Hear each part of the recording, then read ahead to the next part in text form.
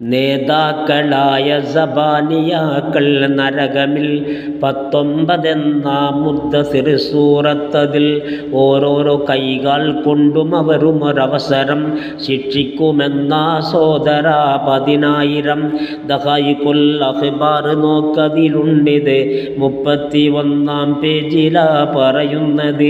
ദേഷ്യത്തിനാൽ അലറുന്നതാണ് നരകവും, തീപ്പൊരികളെറിയും കസർ പോലാണു ഉയരവും. തെർമി ബിശററിൻ കൽ കസർ എന്നല്ലയോ വൽ മുർസലാത്തി പറഞ്ഞതും കേട്ടില്ലയോ. നരകം തിളച്ചതിൽ നിന്ന് പൊങ്ങും ദോഷികൾ, തീപ്പൊരികൾ ഉയരും പോലെ പൊങ്ങി വരും മുകൾ. വെളിയിൽ അവർ ഉടൻ ചാടുവാൻ തുനിയുന്നതാ, സബാനിയാക്കൾ കണ്ടടിച്ചമർത്തുന്നതാ. ആഴത്തിലേക്ക് അവർ എത്തിയെന്നാൽ തന്നെയും തിളച്ചിട്ട് പൊങ്ങുന്നുണ്ടുടൻ അവർ പിന്നെയും.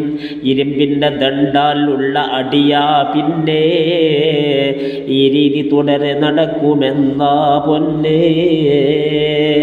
ഹജ്ജെന്ന സൂറത്തോതി നോക്കതിലുള്ളതാ, കൂടാതെ സ്വാവിയിൽ വിശദമായി പറയുന്നതാ. നരകം അതിൻ്റെ അടിത്തട്ടിലെല്ലാം ഇയ്യമാ, സുഹൃത്തുക്കളെ അതിനുള്ള സഖഫോ ചെമ്പുമാ. കിബിരിത്തിനാലാ ഭിത്തികൾ അതിനുള്ളത്, ദുററുൽ ഹിസാൻ 21 ഉണ്ടിത്. നരകത്തെ മഹ്ശറിൽ കൊണ്ടുവരണം എന്ന് ജിബ്രീലിനോടായി റബ്ബ് പറയും അന്ന്. ജിബ്രീൽ വിവരം മാലിക്കെന്ന മലക്കിനെ ധരിപ്പിക്കും. അപ്പോൾ മാലിക്കും നരകത്തിനെ വിളിക്കുന്നതായി, ഏ നരകമേ നീ ഇന്ന് ഉടൻ തന്നെ മഹ്ശറിലേക്ക് പോകണമെന്ന്.